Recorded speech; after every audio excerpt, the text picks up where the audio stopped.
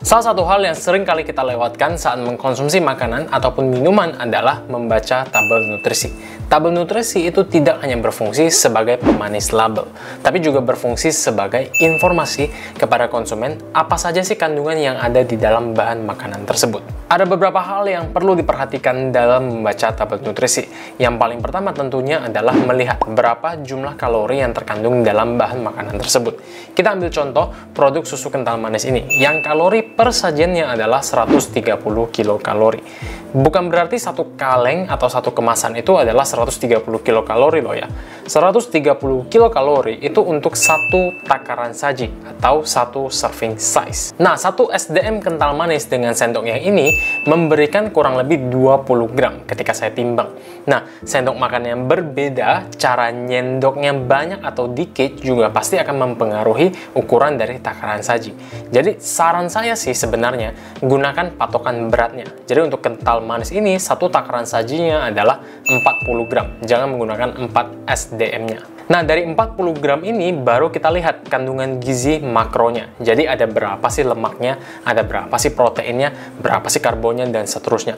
Untuk satu takaran saji ini ada 4 gram lemak, 1 gram protein, dan 23 gram karbohidrat. Dan dari 23 gram karbohidrat tersebut terdapat 19 gram gula. Lalu di bawahnya baru kita lihat ada vitamin dan mineral yang ditambahkan ke dalam produk kental manis ini. Nah, inilah sebabnya mengapa saya selalu meminta teman-teman untuk lebih sering membaca tabel nutrisi. Untuk satu serving kental manis ini saja sudah memberikan 19 gram gula, yang adalah jumlah yang cukup besar menurut saya. WHO sendiri menyarankan membatasi konsumsi gula di angka 25-50 gram setiap harinya. Kemenkes RI juga sama, meminta gula untuk dibatasi di angka 50 gram setiap harinya. Ini berarti kalau misalnya nih teman-teman mengkonsumsi 2 serving atau 2 takaran saji kental manis setiap harinya, maka teman-teman sudah hampir menghabiskan jatah gula harian teman-teman. Belum gula yang datang dari sumber makanan lainnya loh ya. Ini baru dari yang kental manis doang. Dan saat teman-teman tidak jeli membaca tabel nutrisi, maka jatah konsumsi gula harian teman-teman dapat dengan cepat habis. Oh, berarti susu kental manis itu nggak boleh dikonsumsi ya dok? Nggak gitu. Saya sendiri masih mengkonsumsi kental manis dan saya percaya bahwa semua makanan dan minuman itu baik selama kita bisa mengkonsumsinya dengan bertanggung jawab. Termasuk juga kental manis ini yang seharusnya digunakan hanya sebagai topping atau penambah cita rasa, bukan sebagai pengganti susu. Jadi kalau misalnya teman-teman masih menambahkan kental manis ke dalam kopi teman-teman atau untuk martabak sesekali, ya nggak masalah selama teman-teman tahu seberapa banyak sih kira-kira yang digunakan dan berapa banyak yang boleh teman-teman konsumsi. Biasanya kalau saya sendiri nih untuk bikin kopi susu, saya hanya menggunakan 1 sendok makan atau kurang lebih hanya sekitar 20 gram kental manis. Sehingga saya hanya menambahkan kurang lebih 10 gram gula ke dalam kopi tersebut. Jadi dengan cara begitu saya masih punya jatah kurang lebih 40 gram gula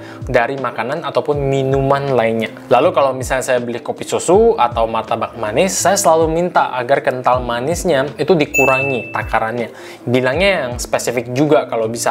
Tolong kurangi setengah mas, atau misalnya tolong pakai 1 sendok makan aja ya mas kental manisnya, sehingga kita bisa memastikan nih jumlah gula yang kita konsumsi itu tidak berlebihan. Karena kadang kalau kita cuma ngomong mas kental manisnya dikurangin ya, atau mbak kental manisnya dikurangin ya, biasanya cuma dikurangin sedikit doang gitu loh, nggak bener-bener dikurangin yang banyak, karena kan selera orang berbeda-beda.